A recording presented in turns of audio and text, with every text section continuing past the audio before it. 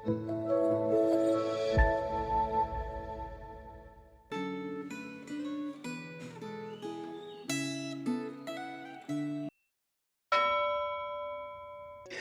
jemaat yang dikasihi Tuhan, hari ini kita akan belajar firman Tuhan dengan tema Kristus mengampuni orang berdosa.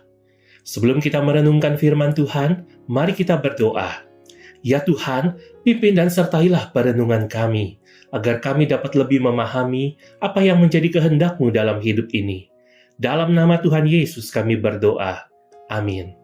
Firman Tuhan hari ini diambil dari Yohanes pasal 7 ayat 53 sampai pasal 8 ayat ke-11. Lalu mereka pulang ke rumah masing-masing, tetapi Yesus pergi ke Bukit Zaitun.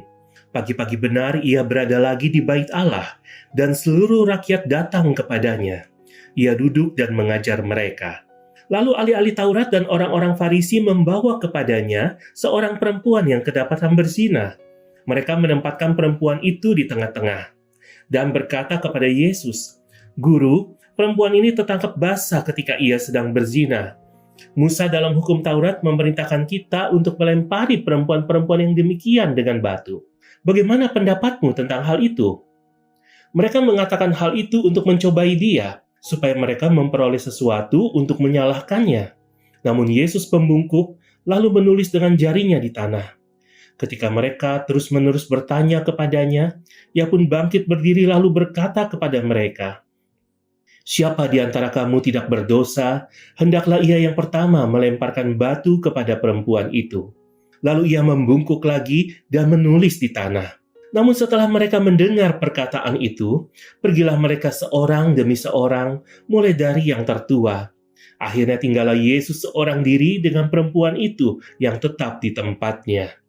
Lalu Yesus bangkit berdiri dan berkata kepadanya, "Ibu, di manakah mereka? Tidak adakah seorang pun yang menghukum engkau?" Jawabnya, "Tidak ada, Tuan." Lalu kata Yesus, "Aku pun tidak menghukum engkau. Pergilah dan mulai sekarang jangan berbuat dosa lagi." Jemaat yang dikasihi Tuhan, mencela kesalahan orang lain jauh lebih gampang daripada menyadari kesalahan diri sendiri. Saat mendengar tentang kisah seorang perempuan yang tertangkap basah sedang berzina, kebanyakan orang menganggap kehidupan wanita itu menjijikkan, lalu menganggap diri sendiri lebih baik daripada wanita itu. Akan tetapi, bacaan Alkitab hari ini mengajarkan bahwa kita perlu memperbaiki cara pandang kita terhadap orang berdosa. Sadarilah bahwa kita semua adalah orang berdosa. Tindakan membawa perempuan yang kedapatan berzina untuk dihukum memperlihatkan sikap yang tidak adil. Karena perempuan itu tertangkap basah sedang berzina. Bukankah dosa perzinahan itu dilakukan berdua dengan seorang pria? Mengapa pria yang berzina dengan perempuan itu tidak ikut dihakimi? Bukankah para ahli Taurat dan orang-orang Farisi itu menerapkan standar ganda? Saat Tuhan Yesus meminta orang yang merasa bahwa dirinya tidak berdosa untuk melempar batu lebih dulu, semua orang terpaksa mengintrospeksi diri. Dan ternyata tidak ada seorang pun yang merasa dirinya tidak berdosa. Karena kita semua adalah orang berdosa. Tidak semestinya kita mencari-cari kesalahan sesama kita. Saat menyaksikan orang yang kedapatan berbuat dosa, seharusnya kita mengintrospeksi diri. Saat menyaksikan seorang berzina, kita harus memeriksa kecenderungan hati kita. Jangan-jangan kita juga akan berbuat zina bila kita memiliki kesempatan dan kita yakin bahwa tidak ada orang yang akan melihat perbuatan kita. Demikian pula saat menyaksikan seorang koruptor yang tertangkap tangan. Demikian pula kita perlu memeriksa diri kita.